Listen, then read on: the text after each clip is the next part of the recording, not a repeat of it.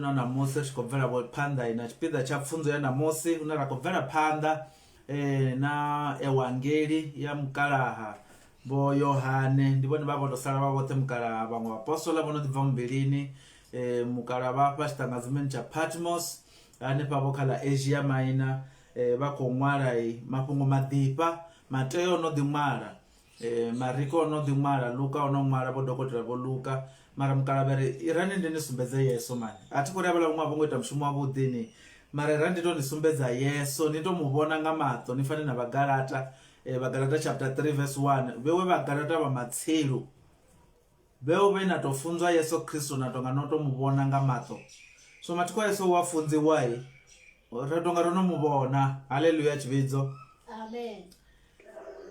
Zwino vho Yohane vha khou ri sumbedza Yesu nga nḓila ine vha khou ri ni ḓo muvhona mani na musi a khou funza he a tshimbila hone hoṱhe ni ḓo muvhona ro takala nga maanḓa ri afha Muleḓane Baptist Church na musi nga dzi 21 dza ṅwedzi hoyu wa Lara wa November 2021 ri khou bvela phanḓa ri tshi khou ya kha u pfa ri khou tou tshimbila zwavhuḓi expository preaching kana u funza ri tshi khou bvisela muhumbulo wa muṅwali nnḓa zwavhuḓi zwi takadza u tshi khou tou tshimbila nga chapter nga chapter nga ndimana nga ndimana zwo nṋe ri funzisa zwezwo hafha Muleḓane zwazwo ndi kha Yohane ri nga ḓi fhedza miṅwaha mivhili miraru mina ri kha bugu ya Yohane khamusi ḓo ḓi tavha ri tshi bva vho iṅwe swondaha na musi na dzi semina mara ri khou tou tshimbila ri khou bvisela muhumbulo expository preaching khou bvisa muhumbulo wa muṅwali so u pfala zwavhuḓi ri khou tou tshimbila nawo hezwi zwo tea ra sokou dzhia verse nthihi kha bugu yoṱhe zwi nga ndi u bvafha kha bugu yoṱhe ya Yohane wane ri khou tou kha ri ḓo vulafho kha John 3 verse 16 chapter 1 vha vhono i pfa zwo i khou ri mini chapter 2 vha vhono i pfa 7 vha vhono i vhala zwavhuḓi so rine ri khou nyanga u tshimbila na muṅwali muhumbulo u bvele nnḓa zwavhuḓi ri sa funze tshindongolela na u sokou dzhia verse nthihi ra shavha nayo ra vho pfhi vho mushavha na verse zwino kha ri mbo ḓi ya ri yo pfa mafhungo na musi ri khou fhindula mbudziso ya uri Yesu Kristo vha mu ḓivha zwavhuḓi na kana vha kha ḓi vha vho kombodzea vha kha ḓi vha vho ḓaḓanya na zwiṱuku vha thu to muṅwana zwavhuḓi vhaswa Yesu Kristo ni a muḓivha zwavhuḓi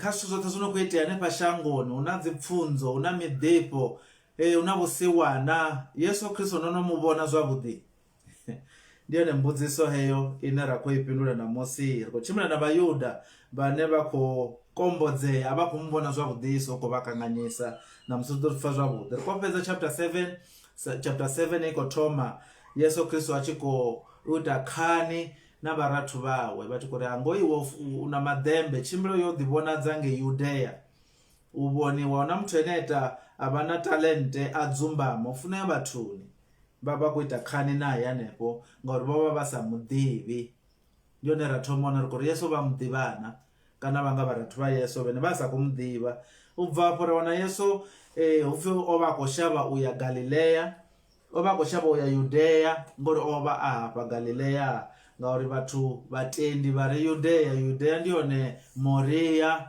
ha Vhaisraele ndi yone hune vha kuvhangana hone vha khou shavha ngori Vhayuda vha khou ṱoḓa u muvhulaha Yesu a fhedza u ya haningei a sa khou shavha a dovha a dzhena haningei Bethlehem a dzhena na thembeleni a funza ra zwi wana uri mathiko muthu a tshi fulufhela kha uri mudzimu vha kha ndango zwi a fha mulalo ende zwone zwine zwa ita uri ri tshile ri sa ufhi lufu ri sa ufhi u shushedzwa na nga tshini namusi kha ri yo vhala kha Yohane chapter 7 ri vhale zwashu ubva hanefha kha verse 37 u swika tshi yo fhela kha verse 53 mara ri sa dzhie tshifhinga a ri nga ḓo tou i vhala zwino ri ḓo i vhala khathihi ri tshi khou tshimbila ri tshi khou pfa uri mafhungo ashu a khou tshimbila hani ri sathu yo vhala ri sathu yo observer kha ri mbo ḓi dzhena kha u to amba uri nga tshifhinga hetshi tshine Yesu Kristo zwino ono ya fha kha ḽa Yudea u hanefha kerekeni he vha khou ṱoḓa u muvhulaha kha ri ḓo vhala hafho kha verse 37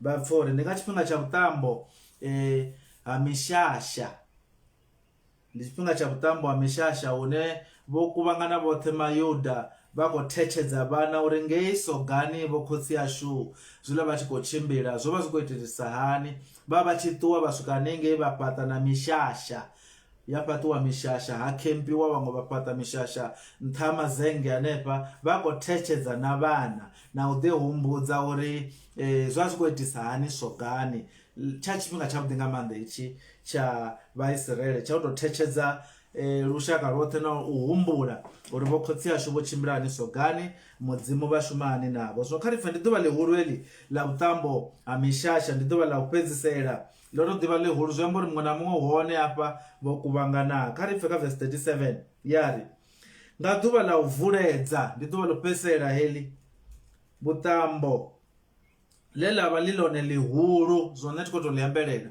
ḽone ḓuvha ḽihulu heḽi Yesu a ima a vhidzelela a re na ḓora nga ḓe ha nṋe anwe.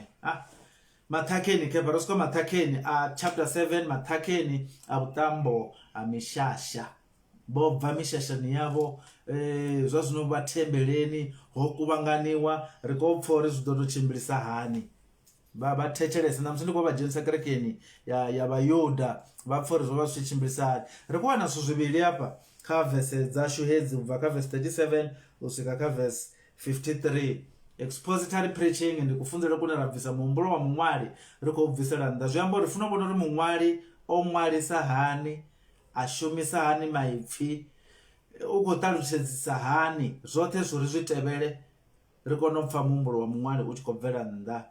Zwino kho vha vhuṱambo ho thoma kha ri mbo ḓi yo wana zwithu zwivhili zwine ra khou zwi guda namusi. Number 1, the call of Jesus Christ. Ri khou vhona Yesu Kristo a tshi khou vhidzelela, ri ḓo zwi wana kha verse 10 hanefha kha verse chapter 7 verse ndo ṅwala zwone hafha kha verse 37 a tshi khou vhidzelela Yesu Kristo u swika hanengei kha verse 39 a tshi khou vhidzelela 37 u swika kha 39. Yesu Kristo u khou vhidzelela, u khou vhidza vhathu. Ndi ḓuvha ḽihulu heḽi ḽine ndi ḽa ndeme nga maanḓa, vhathu vha vha tshi khou thetshelesa zwo no khou itea. Yesu ambo ḓi ṱavha mukosi, zwi amba uri number 1 ri khou wana the call of Jesus Christ, Yesu Kristo a tshi khou vhidzelela. U bva afho ri khou wana the confusion of the Jews, ri khou wana vhayuda vho ḓaḓa vha sa ḓo zwo vha iteni nga hoyu muthu o no pfhi Yesu Kristo. The confusion among the Jews ine ra khou i wana hanefha ri tshi khou bvela phanḓa. So kha ri mbo ḓi ya ri vhale verse 37 u swika kha verse 39 ri pfhe uri zwo tshimbila hani Yesu Kristo a tshi khou vhidzelela uri vhathu kha vha ḓe khaye. Nga ḓuvha ḽa u vuledza vhuṱambo ḽe ḽa vha ḽi ḽone ḽihulu, Yesu a ima a vhidzelela a re na ḓora nga a ḓe ha nṋe anwe. Ane a ntenda u amba ha maṅwalo, muvhilini wawe hu ḓo elela ha bva milambo ya maḓi a tshilaho. A ralo a tshi amba muya, ane vha mutendaho vha ḓo mu ṱanganedza, ngauri muya mukhethwa o vha a sathu ḓa nge Yesu a vha a sathu ya vhugalani hawe. So kha ḽo fhungo ndi ḓuvha ḽihulu heḽi ḽa vhuṱambo. Yesu Kristo ambo ḓi ima, u khou khakhisa tshumelo, ambo ḓi ṱavha mukosi a vhidzelela a re na ḓora nga ḓe anwe. So kha vha ndi vha thetshelese hafha uri nga heḽi ḓuvha ho vha hu khou itea mini. Nga heḽi ḓuvha ḽa vhuṱambo ha mishasha, nga ḓuvha ḽo fhedzisela, hei vhone ho vha hu ḓuvha ḽihulwanesa nga maanḓa hafha. Zwino ndi tshifhinga tshine sa zwe nda amba vha khou humbudza vhana, ri khou humbudza na lushaka uri vho khotsi ashu vha ngei sogani vho tou tshimbila hani.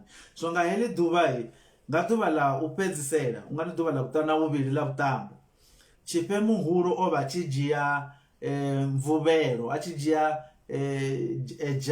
a ṱuwa nayo i si na maḓini, a ṱuwa na heiḽa mvuvhelo a swika huṅwe hanefho ya vha hu na isha, rine ḓo zwi pfha ngori phulu kha musi hana iṅwe phulu hanefho, a swika ka maḓi, a tshi ka aḽa maḓi a vhuya nao, a tshi khou vhuya nao aḽa maḓi ho vha hu na khwairi ine ya ḓovha i tshi khou imba, hu tshi khou imbiwa Yesaya 12 verse 3. Kha ri ḓo i vhala tshifhe khoyu khou vhuya khou tshimbila, u khou vhuya khou dzhena thembeleni, vhathu vho ita guard of honor.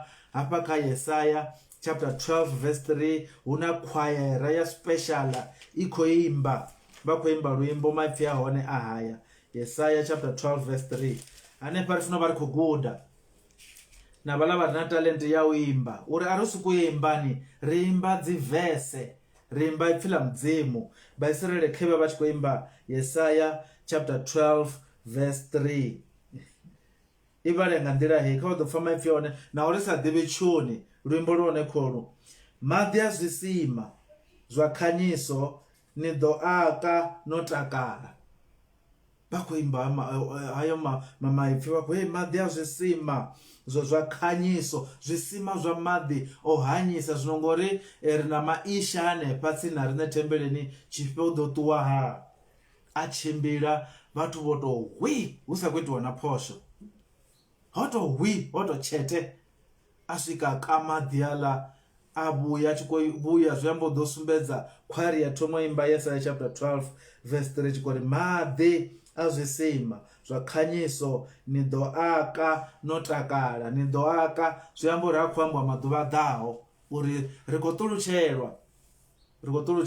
Zwino zwiṅwe zwine zwa takadzai vha ḓo sumbedza uri ndi tshifhinga tshine hu khou thetshedziwa vhana vhaswa, hu khou humbudziwa khamusi na vhakalavho vhane vha vha hone lwendo lwe Vhaisraele vha tshimbila na vho khotsi yashu Vhaisraele sogani. Zwino tshiṅwe tshine tshavha tshi khou humbuliwa nga ḓuvha heḽi ndi heḽia ḓuvha ḽe ha vha hu si na maḓi, vhathu vho homeliwa vha tshi ri ri khou ṱoḓa maḓi. Mudzimu vha mbo ḓi ri mushe tombo kheḽo ḽi sumbe ḽi bve maḓi, mushe a mbo ḓi ḽi rwa ḽa bva maḓi. Zwino ndi ngazwo nga ḓuvha heḽi vho tori kha zwoṱhe zwo iteaho sogani kha ri tou humbula maḓi haḽani.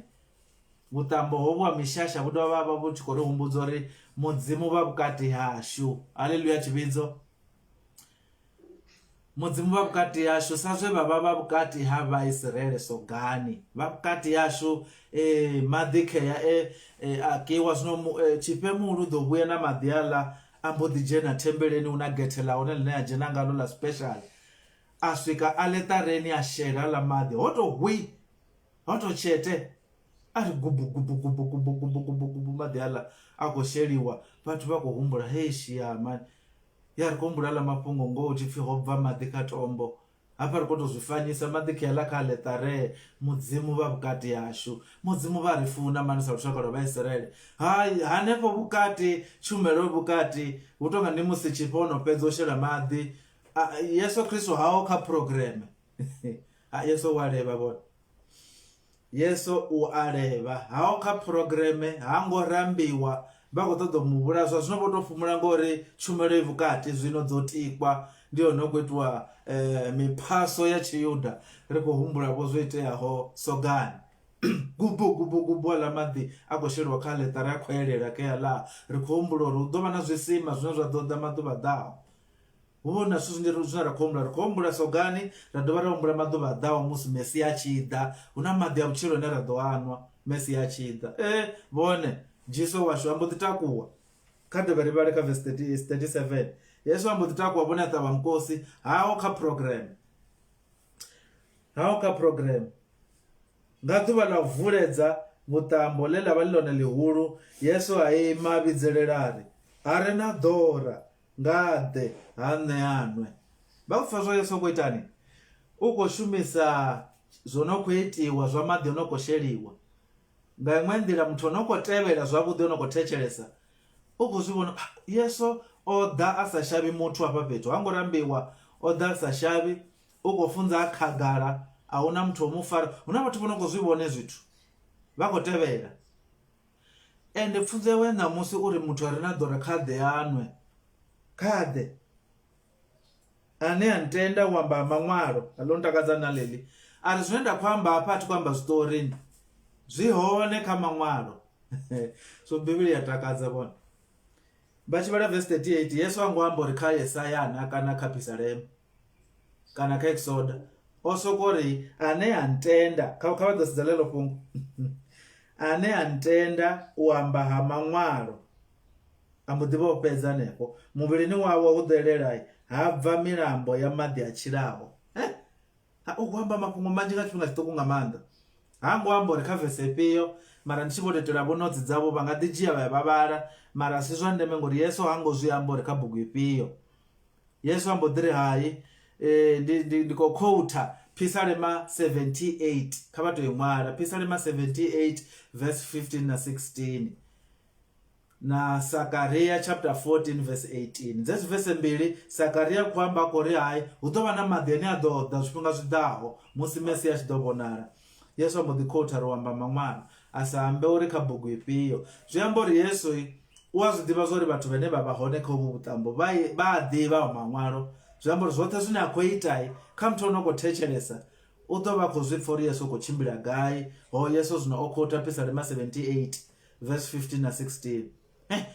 Yesu Kristo kumkumbudza Zakaria 14:8 una vatu vanokotevera vakotechelesa vakumbura sogani apala vakuvona chipe akuvuya kwairi kweimba Yesaya 12 verse 3 muchipe koloko yaka aletare ukoshera madhi una mtu odzura ukuzvivona suzvotezvi Yesu ukojena somurambi wakaprogram ukovizerera una vatu vanokotevera uri Yesu namureza uyafunza namusi wava mureza wa special ombodijia hela chumero ya madhi ambodire hayi arena dora nga ade ha nne anwe ukonyago ambori zila zoza zukwete yakamulanga mulala zvatomboli chibva madhi ndiene madhi Yeso zviambori kwambori mulanga mulala wokunyerera kaye una vatu vanokuzvifa vakoteverere vakuzvife zvitu uri Yesu oyu zviambori ndiene mesiya musi haleluya chivinzo amen ndiene mesiya uyu ngandire zvine kwamba usaopa woda nangwe vachikuba kutodombura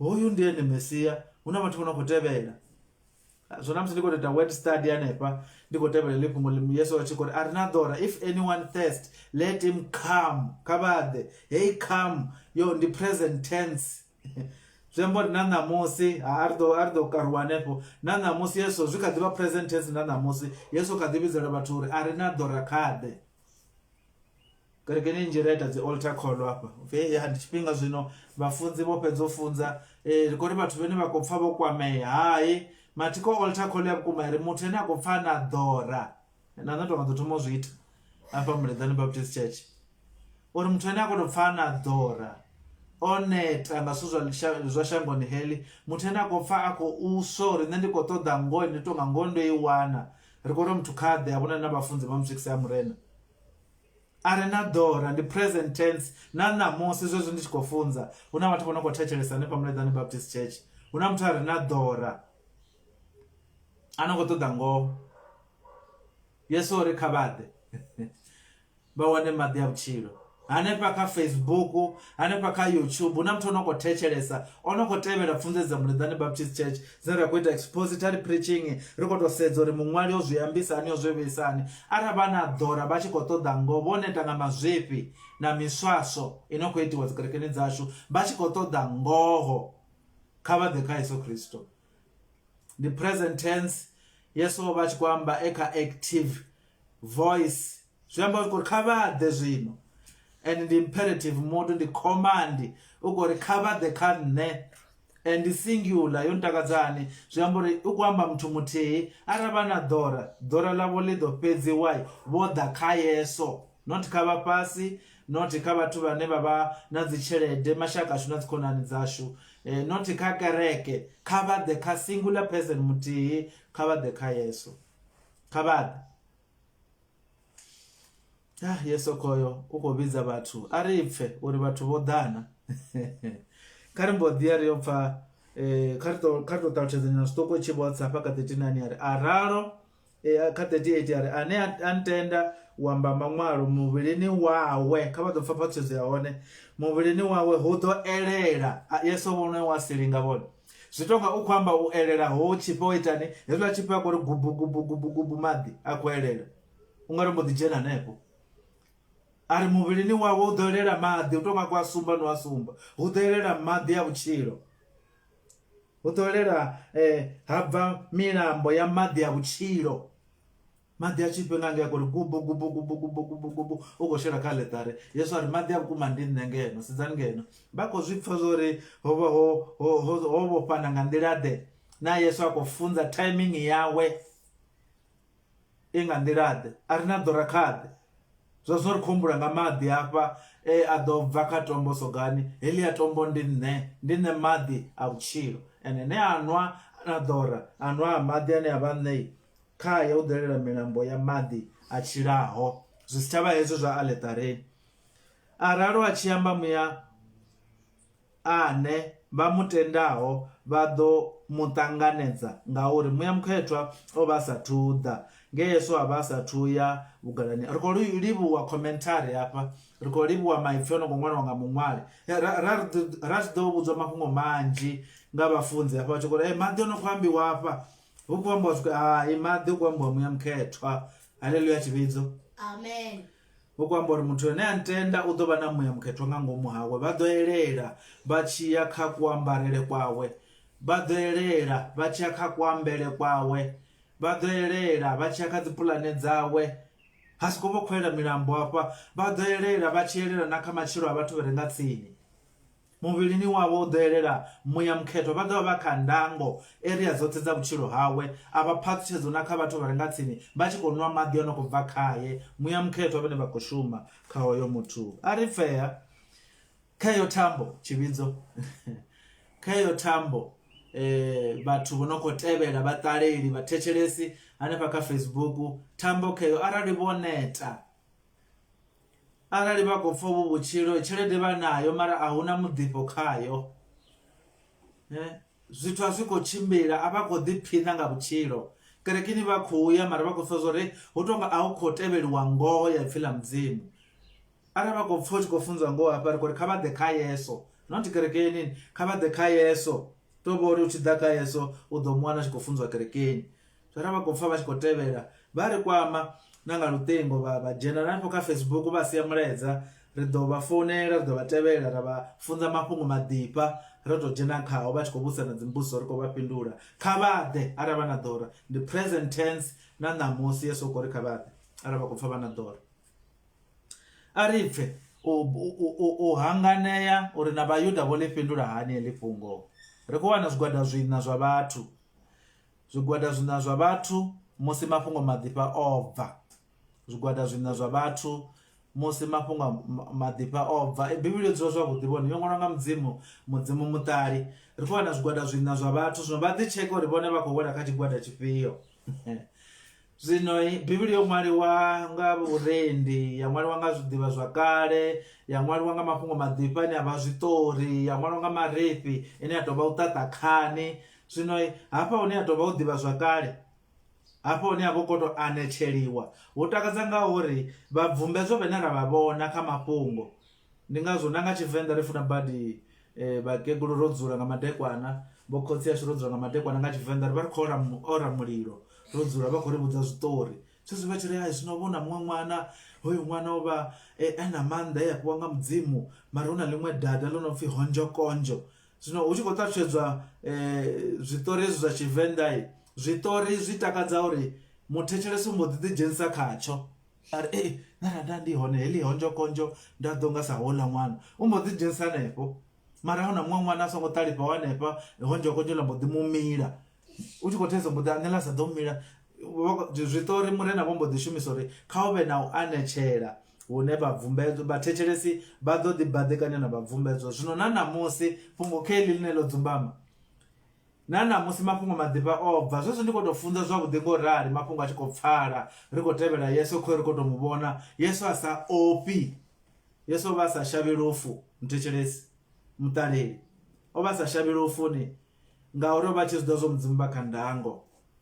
O ima khou ya hanefha thembeleni hune ndi hone hune ha khou ṱoḓiwa, o ima u khou khakhisa na vho Tshifhe vhafunzi vha tshi khou ita tshumelo ya Tshiisiraele, vha tshi khou rerela hanefhaḽa, vha tshi khou ita thevhula dzavho. Thevhula zwi khou tou amba u tevhula, vha khou tevhula na maḓi hanefhaḽa. Yesu a tshuwini a khakhisa na program. A ri khou mu vhona Yesu hafha, nṋe ndi khou tenda uri hafha Muleḓane Baptist Church na vhathu vhane a ri khou mu vhona Yesu vhafunzi. Hei pfunzo i khou tou uri mu vhone zwavhuḓi mani. A ri pfe hu na zwigwada zwina hafha, kha ri mbo ḓi ya ri zwi topolee. Vhone vha sedza uri vha kha tshigwada tshifhio, vha ḓi tsheke uri vha wela kha tshigwada tshifhio. Ri ḓo vhala ri tshi khou tsa nayo, ri pfe tshigwada tsho thoma, tshigwada tsha vhuvhili, tshigwada tsha vhuraru, ri pfe uri hu pfi mini. Tshigwada tsho thoma ndi vhathu ve vatsweya mbilu, vhathu ve vha tshi khou tevhela the reaction of the convinced, the reaction of the convinced. Tsha vhathu ve vha tshi khou tevhela vha wela kha itshi tshigwada muthethelesi kha ri mbo ḓi vhana kha verse 40 u swika kha verse 41 a tshipiḓa tsho thoma. Vhathu ve vha tshi khou tevhela vha pfa uri vha ri mini, muṅwali o zwi vheisa hani.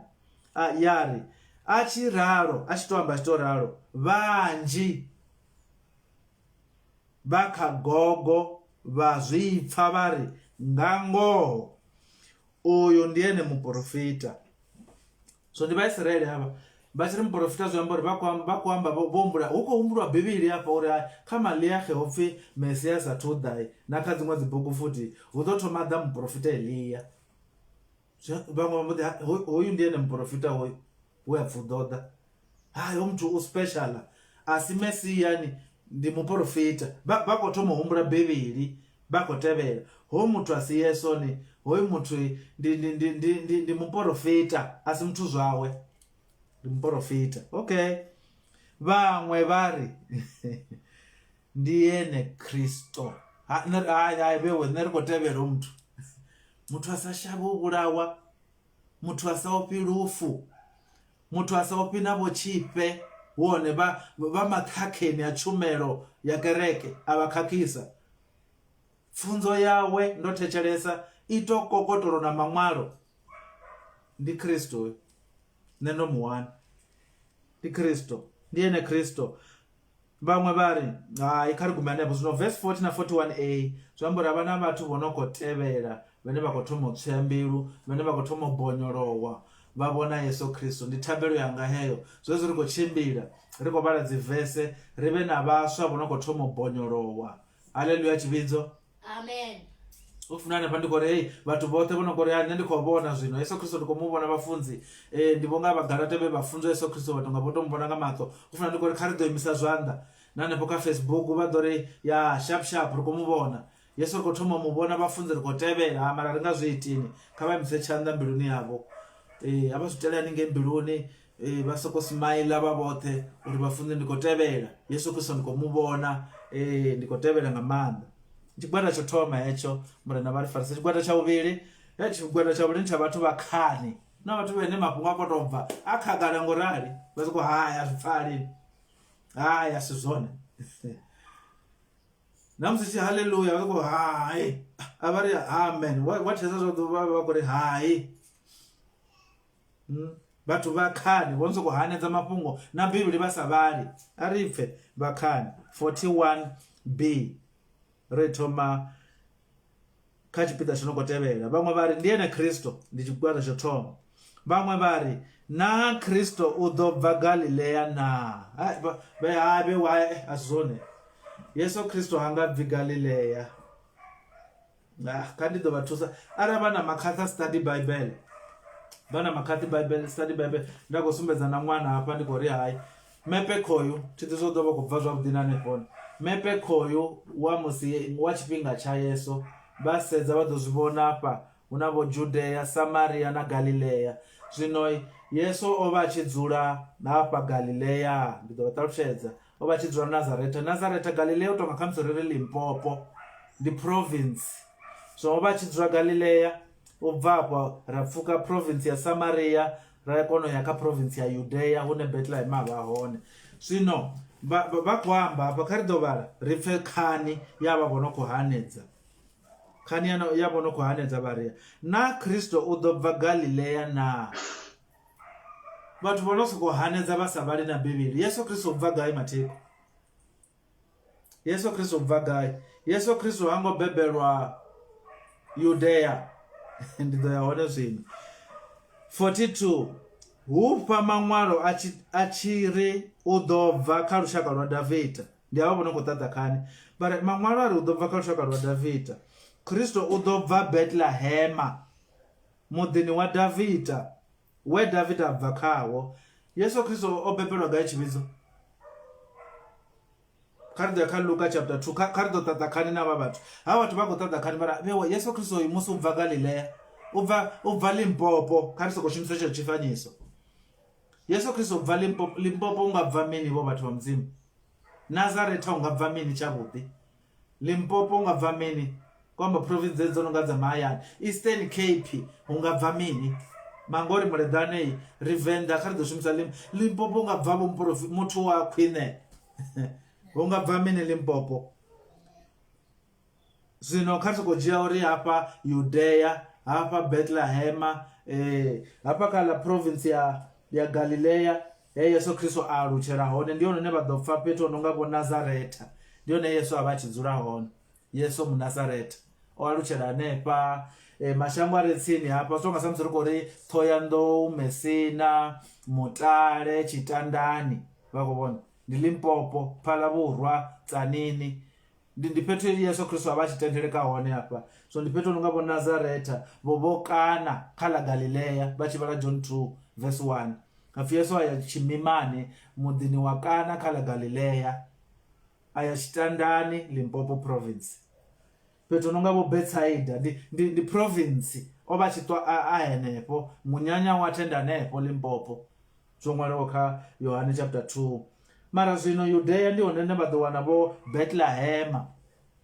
vadowana vo Yerusalem ndiwo ne musanda wa burereli hapa karisokore ndi Gauteng ndi Pretoria hapa ndiyo ne musanda ndiyo ne the capital city but vothe vakuvangana vachikovuya vachidanepa ndiyo ne musanda zvino Yesu obebelwa api chividzo Yesu obva riazvidiva zori arali ndabebiwa pano kasiko ndabebiwa Pretoria ndaenda ruchera Limpopo ndipfindiwa gai mara izvo toka zvotopfara zvavhudi ndabebiwa South Africa ndaenda ruchera Mozambique ndibva gai ndiwa gai ndiwa South Africa enda bebelwa hone azvonekani zvakare tevelo uri Yesu bebelwa gari vone vatu vasavali mamwaro vonongosikotatakhani vasedzesa vatu vonotatakani na Biblia vaidivi kari mbodiva rovedza vatu Luka chapter 2 verse 4 Luka 2 Yesu bebelwa gai Luka 2 ri ambe na vatu vonosikotatakhani chapter 2 verse 4 suka 7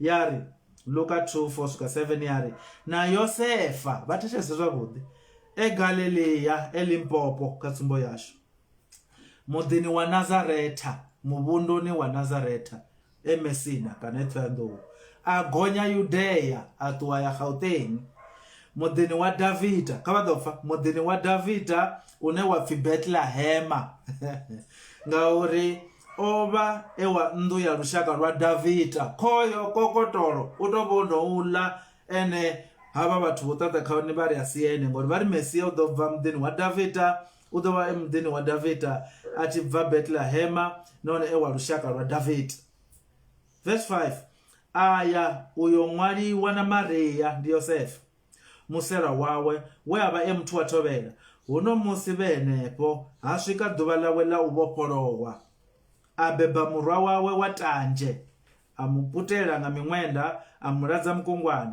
ngauri hova husina vudzulo nduni yavaeni Judea hudzula hodala musuna vutambo Yesu Kristo obebelwa obva Galileya Yosefa Yesu koyo obebelwa hanepa Bethlehem ndi mudini wa Davida obebelwa nepa ndiwo rushaka rwa Davida hoyu Yesu zvembo vatu ava vonokotatakhani hai vakuzvipa atoveriva ari vuyelele ka chapter 7 ya Yohani ari vuyelele rivarovedze ari pfe vachiyamba ka verse 42 Yohane 7:42 hupa mamwaro kavadzofa muntu akozvipa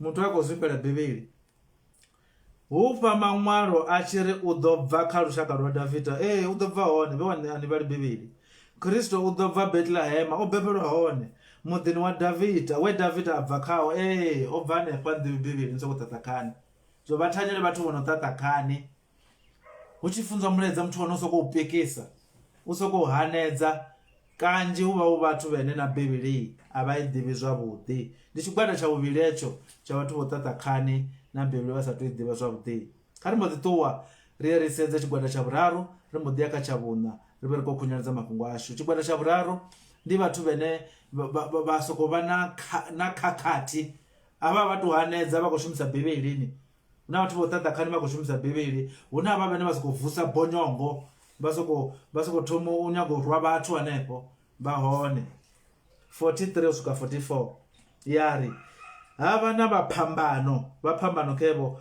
vukati ha vathu vachimuamba, vamwe vova vachifuna umufara, avambesi avani vatovusa dzikhakhathi, hone usive nawe isa chanda khaene kevo va dzikhakhathi.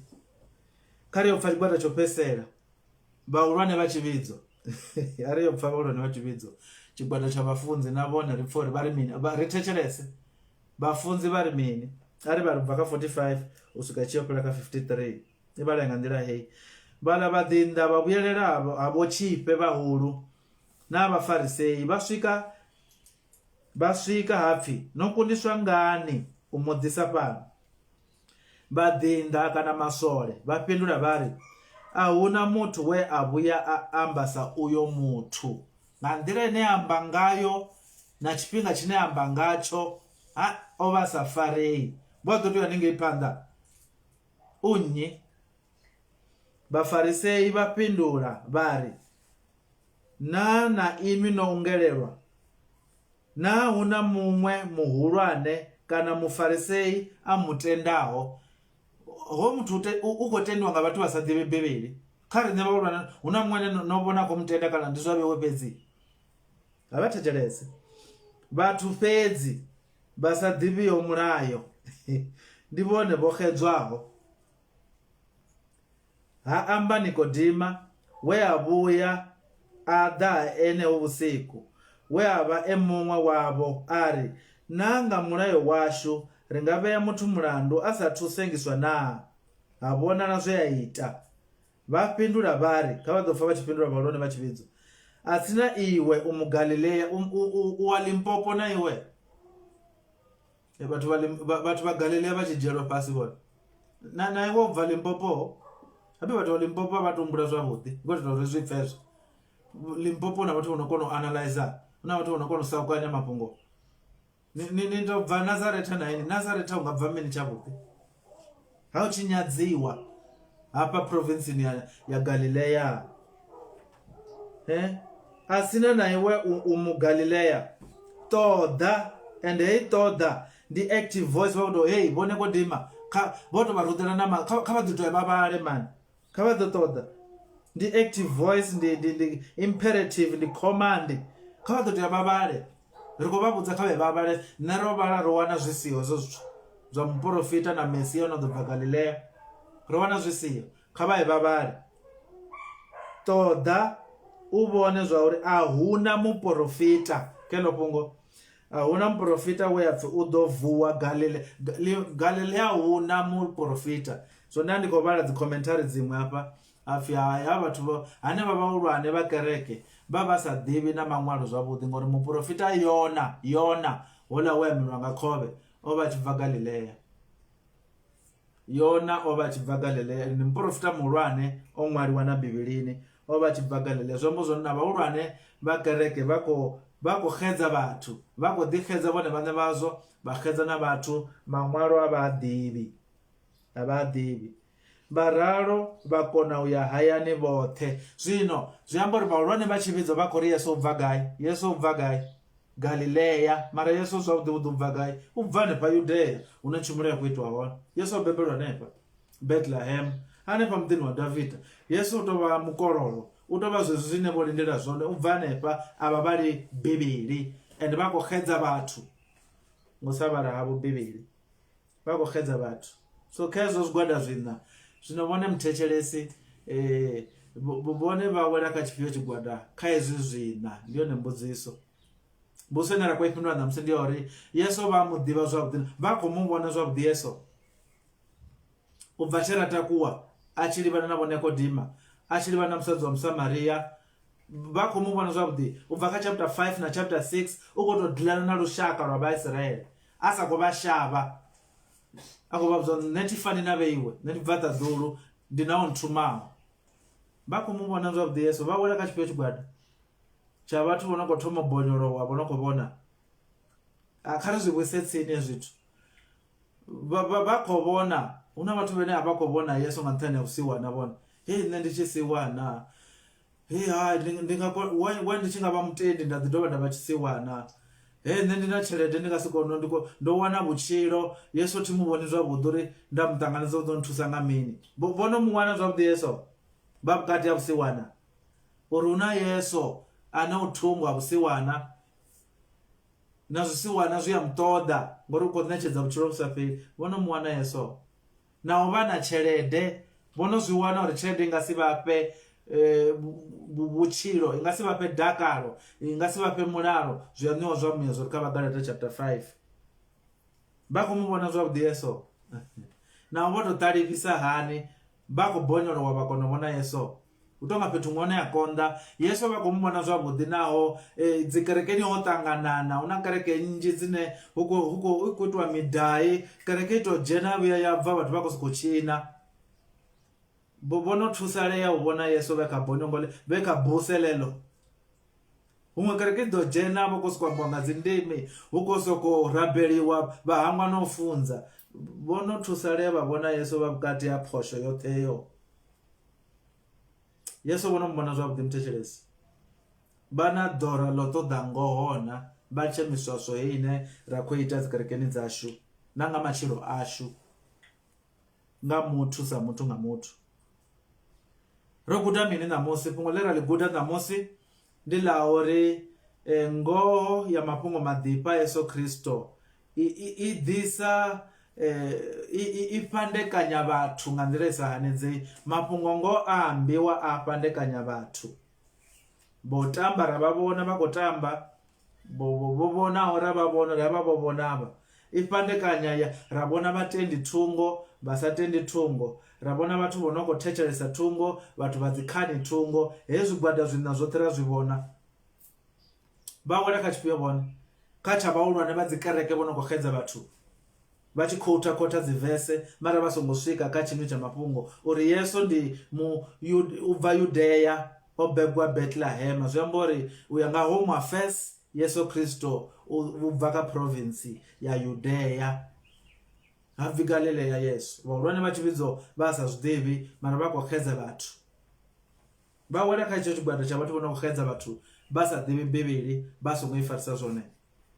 Vha wela kha tshifhio tshigwada muthetshelesi? Ndi yone khaedu ine ra khou i ḓisa ṋamusi uri ngoho ya pfhi ḽa mudzimu ya ambiwa i to khethekanya ra to vhona uri nnyi ndi nnyi, nnyi u ṱoḓa mini. Vho Yohane vho no ḓi ri vhudza hafha, kha ri ḓo humela murahu nyana hanefha kha John 3, Yohane 3 verse 19. Ipfhi ḽa mudzimu ḽi a ri fhandeka zwa to vha khagala a hu no banda. Ngoho ya pfhi ḽa mudzimu ya bva muṅwe na muṅwe ḓo vhonala uri avha miswaswo khevha, vhaḽa vho funa zwa miswaswo khevha, vho no khou ṱoḓa ngoho khevha. Yohane chapter 3 verse 19. Yohane chapter 3 verse 19. Ri to haṱulwa ri sathu ya na khaṱuloni. Zwa zwino ri nga to haṱula vhathu vhone vha khou ita zwo tamba, zwi amba uri vhone vha khou fana na zwa miswaswo, a vha khou ṱoḓa u vhona Yesu ni. Ri to haṱulwa zwino ri sathu ya na tsengoni. Yohane 3:19. Khaṱulo yone a si tshedza tsho ḓa shangoni, vhathu vha funesa swiswi, tshedza vha si tshifune ngauri mishumo yavho yo vha i mivhi. Ri khou ya phanḓa ḓo zwi vhona uri na vhahulwane vha tshivhidzo mathiko vha swiswini vha khou shavha uri ho Yesu ra mutenda. Ri tonga ri ḓo fhelelwa na nga mishumo ya hafha kerekeni, hoyu muthu u khou ḓo ri dzhiela mishumo. Zwino ngoho ya bva vha ḓo na zwikhagala uri mathiko vha sa khou tendaho vha swiswini vha funa zwivhi, vha funa zwivhi. Ndi heḽo fhungo na ra khou ri murena kha vha ri farese. So ndi zwifhio zwine ra nga zwi ita vho ri tshi bva ṋamusi? Mbudziso ine ra nga ḓi vhudzisa kheyi, application, interpretation. Ro i wana zwa uri ngoho ya bva ya fhandekanya vhathu. Mafhungo maḓipha a ḓo to bvisa vhathu vha vha khagala. Ra to zwanza uri havha vha pfana na miswaswo havha, havha vha pfana na ngoho havha zwa vha khagala. The truth of the gospel of Jesus Christ brings a clear division between genuine believers and unbelievers, the obedient and the rebellious. Stova khagala. Zwino ri nga ṱuwa na application ifhio? Mbudziso ya thoma ndi ya uri Yesu Kristo vhono mutendana, vhono muvhonana lune vho tsweya mbilu. Naho ndi na vhusiwana Yesu Kristo ndi khou mutenda. Naho ndi na tshelede ndo zwi wana uri tshelede nga si mphe vhutshilo vhu sa fheli. Vhono mu wana Yesu kha tshiimo tshawe, ono vha khagala kana ndi khou zwi funza zwi kha riṋe zwino ri khou vhuya tsini na hayani. Kana Yesu a vha khou mu vhona zwavhuḓi ngori vha na nḓala, vha kha vhusiwana. So ndi vha tshi pfa bivhili vha si khou humbula vhusiwana uri arali Yesu wone o ḓo nthusa kha mphe tshelede. Yesu a ngo ḓela hezwone, o ḓela uri fha vhutshilo vhu sa fheli, o ḓela uri kha vhone hu elele milambo ya maḓi a vhutshilo. Haleluya tshivhidzo, amen. Hu elele milambo ya maḓi a vhutshilo. Vha vhone kha kuambarele kwavho hu khou thoma u vha na vhutshilo, kha kuambele hu khou thoma u vha na vhutshilo, kha kuhumbulele, kha kusedzele vhanna na vhaṱhannga hu thoma u vha na vhutshilo, kha zwine ra puḽana, kha zwine ra zwi swela dzimbiluni dzashu hu thoma u vha na maḓi o no khoela. Hu khou amba muyamukhethwa vha tshi khou vhusa matshilo ashu oṱhe vha tshi khou vhusa, na vhathu vha re nga tsini vha khou thoma u nwa na maḓi, vha khou thoma u wana mutakalo, vha si tsha vha na ḓora ḽa zwithu zwa fhano shangoni. Vhono mu wana Yesu vha nga ngomu ha vhusiwana, vha pfuke vhusiwana vha vhone Yesu. Vhono mu wana Yesu vha nga ngomu ha mathada, vha pfuke mathada nga tshidzi tsha mudzimu vha vhone Yesu. Vhono mu vhona Yesu naho vha na tshelede, vha khou shuma zwavhuḓi, vha khou ḓiraiva zwavhuḓi, vha zwi wana uri hu na Yesu, hu na ngoho, hu na maḓi a vhutshilo a sa wanali kha tshelede. Muthetshelesi, zwi khou vha khagala, Yesu u khou vha khagala. Ri khou ḓi bva kha chapter 5, 6, 7, u khou vha khagala. Ra tou nga ri nga tou fhedza mafhungo ashu ri thabeloni ṋamusi. Kha ri mbo ḓi ya thabeloni nga Psalm 119, Psalm 119 verse 18. Psalm ri tou guma ri thabeloni, murena vha ri farise. Mafhungo o tou rali a ri tsha ḓivha na zwo ri tou zwi ita hani. Mudzimu kha vha ri farise ri thabeloni. Psalm 119 ri vhale zwashu verse 18, verse 18 i vhale nga nḓila hei. Psalm 119 verse 18 ri joine Psalm a tshi ri mbonyolole maṱo, mbonyolole maṱo ndi vhone madzanga a re kha milayo yawe. Murena kha vha tou mbonyolola maṱo ndi vhone Yesu Kristu ndi nga ngomu ha vhusiwana, ndi khou tambula, ndi sathu ḽa, ndi sina zwiambaro, ndi vhone Yesu, ndi mutende naho ndi kha nyimele na ifhio. Ri mbo ḓi yo fhedzisa kha Efesa chapter 1 verse 18, Efesa 1 verse 18. Murena kha vha ri bonyole maṱo. Hafha ndi vhafunzi muapostola vho Paulo vha ri naṅwe ndo tou funzisa hani, naṅwe ndo funzisa zwezwo. Ndi tshi tou fhedza hafha ndi funa u vha ndi thabeloni. Murena kha vha bonyole maṱo a vhathetshelesi. Ndo funza ndi zwone, ndo fha na zwifanyiso, mara murena kha vha tou bonyola maṱo. Ri khou rabela uri vha ri bonyole maṱo a muthu washu wa muya. Efesa 1:18 ri tshi khou fhedzisa mafhungo ashu ṋamusi. Ndi khou rabela nṋe Paulo ndi ri mudzimu a ni fhe maṱo a mbilu o vhonetshelwaho uri ni zwi vhone zwa uri tshitamiswa a tshi ni vhidza ndi tshini, na uri lupfumo lwa vhurena ha ifa ḽawe kha vhakhethwa ndi lufhio. Kha ri fhe maṱo a mbilu o vhonetshelwaho, ane nda pfuka ndi sa tsirwe nga muvhili, ndi sa tsirwe nga zwo no khou itea kha muvhili. He ndi kha vhusiwana, he nṋe ndi na tshelede, ndi pfuke muvhili hoyo ndi kone u vhona murena. Ndi thabelo heyo ine ra khou fhedza ri khayo uri murena kha vha ri farise, vha farise muthu muṅwe na muṅwe, vhe kha nyimele na ifhio, vha songo wela kha tshigwada tsha vhathu vho ṱaṱakhani i sina tshithu nga ngomu. Ra tou dzula navho ri ḓo wana uri a vho ngo zwi farisa zwone. Vha songo wela kha tshigwada tsha vhathu vho sokou vusa dzi khakhathi, vha songo wela kha tshigwada tsha vhathu vhane vha vha vharangaphanḓa vho no khou xedza vhathu vha songo zwi farisa zwone. Kha wele kha vhathu vha re thabeloni ya uri murena mbonyole maṱo ndi vhone madzanga a re pfini ḽau. Yone thabelo heyo ine ra khou fhedza mafhungo ashu a ṋamusi. Murena vha ri farise, vha vhe na riṋe, ri vhe na vhege yavhuḓi ine ra ḓo ri khou ri hayi murena ri khou thoma u vha vhona ende ri khou tevhela, ri khou livhuwa. Murena vha ri farise nga kha muyamukhethwa vha re dzimbiluni dzashu. Amen, amen.